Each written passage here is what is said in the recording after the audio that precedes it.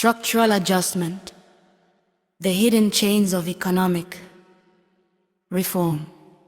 My brothers and sisters, in the 1980s and 1990s, Africa faced a new kind of colonization.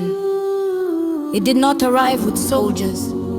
It did not come with guns. It came with documents, policies, and signatures.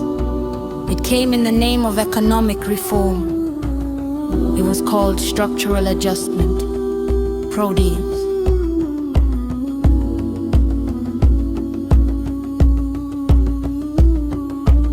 These programs were designed and promoted by the International Monetary Fund and the World Bank. African nations, already burdened by debt and economic instability, were told that if they wanted loans, they had to accept strict conditions. Those conditions would change the very structure of their economies.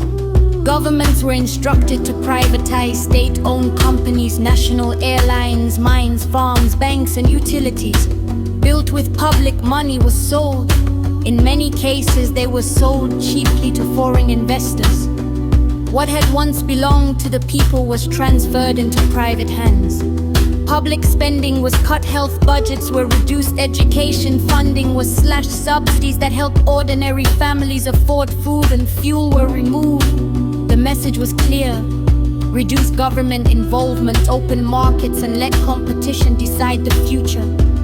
On paper it sounded efficient, in reality it was painful. Hospitals lacked medicine, schools struggled without books and teachers. University fees increased, making higher education inaccessible to many young Africans. When subsidies were removed, the price of basic goods rose sharply. For families already struggling, life became harder. Jobs disappeared as public institutions downsized, industries that were not strong enough to compete globally collapsed. When markets were suddenly open to foreign imports, local farmers found themselves competing with heavily subsidized products from abroad. How could they win that battle? We were told these reforms would bring growth. In some countries, economic indicators improved, inflation fell, budgets stabilized. But we must ask, growth for who? Stability for who? If numbers improve but people suffer, is that true progress? Structural adjustment. Reforms reshaped African economies toward export-oriented models, focusing on raw materials instead of industrial development. Many countries became more dependent on exporting minerals and cash crops while importing finished goods. The cycle of dependency continued. Let us be balanced. Some policymakers believed they had no choice. Debt crises were real, inflation was high, economies were struggling.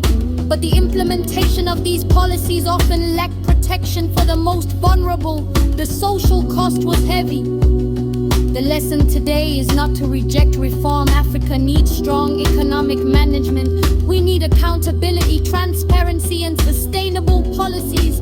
But reforms must serve people, not just markets. Development must protect health, education, and local industry. Africa's future cannot be dictated solely by external conditions. We must design economic strategies rooted in our realities, strategies that empower entrepreneurs, strengthen agriculture, build industries, and prioritize human dignity. Structural adjustment was a chapter in our history. It taught us the importance of sovereignty, negotiation, and critical thinking. It reminded us that economic independence is just as important as political independence.